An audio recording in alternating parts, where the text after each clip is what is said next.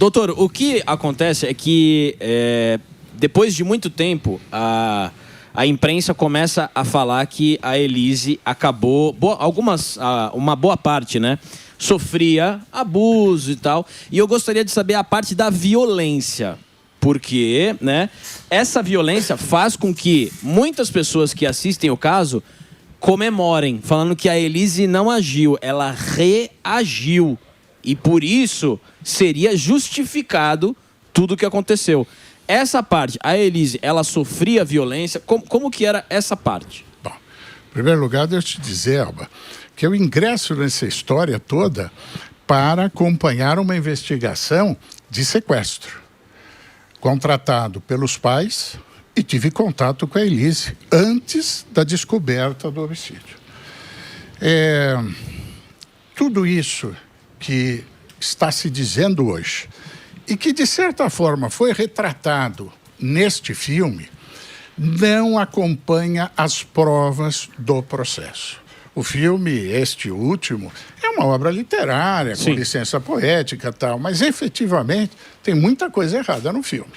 Muito diferente do que efetivamente aconteceu. E um dos pontos é exatamente isto.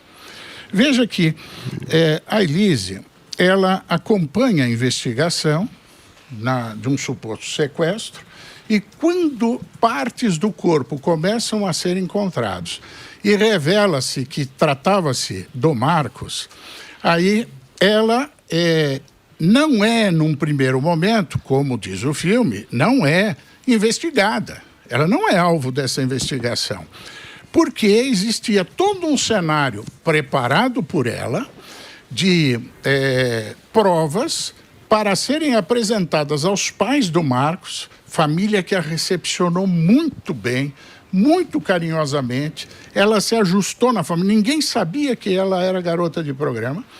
E o Marcos separou, teve o primeiro casamento, tal. Quando o Marcos se apaixona por ela, casa com ela, tem a filha com ela.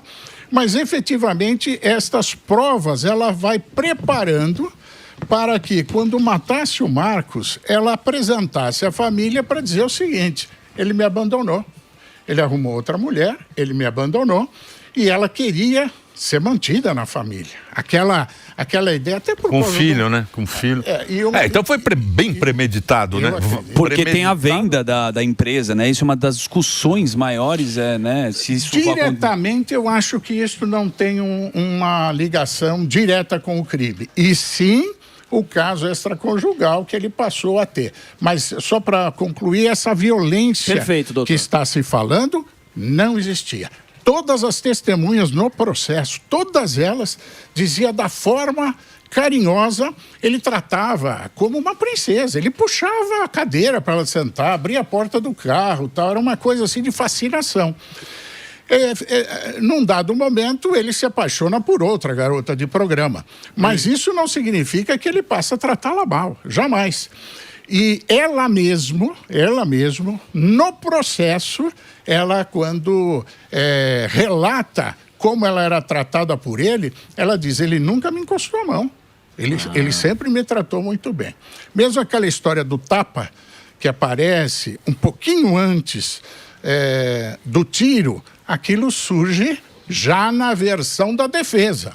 E nunca no levantamento que foi feito. E histórico assim de corpo de delito nunca foi encontrado nada de agressão dele? Nada, pelo contrário. Todas as testemunhas foram unânimes no sentido de dizer como ele a tratava bem. Ele era faixa preta. Ele era fisicamente muito superior a ela. Entendi. De modo que... E os caras ficam zoando o japonês, né? Vai brincando com...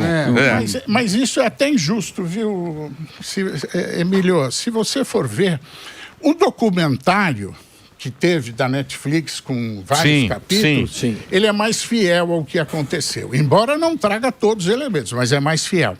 Este filme já traz uma ideia até de perversão do Marcos, tal, que não existiu. Não há uma prova nesse sentido. Pelo contrário, todas as provas indicam como ele tratava bem. Ele só gostava das meninas. Do job. Do job.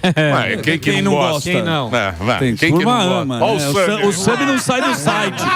O Sammy tá no site, ele já fez. Tá. À tarde é o coquetel do ping-pong que ele faz. O cara passa a tarde no M-Class. São duas raquetadas. Eu tenho um dossiê. dossiê, né, Sammy? Eu Boa. acho que dá pra gente pedir uma boa grana. Ele é o rei do amendoim. Saminho Fatal. O cara corta o cabelo no Fatal M-Class. Models. né? Isso aí. O gordo quebrou o patinete.